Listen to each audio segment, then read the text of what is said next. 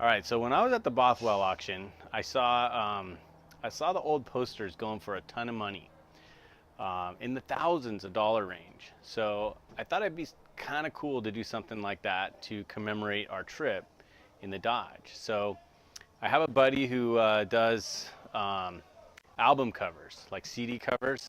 He does a lot of famous people's CD covers, and I asked him would he draw something for us. So he did, and then I went to some other friends and they printed it up for me. So what I did is I built a little website. It's called shoprollinghistory.com, and you can go there. You can get one. There is only 120 of them. They're all signed by the artist, and they're all numbered 1 to 120. And we're not going to make any more. So if you want one, go to the website and grab one. They won't probably last too long, or maybe I'll have them forever. I'm not sure.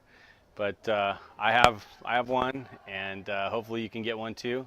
So go check them out, and we'll see you next time.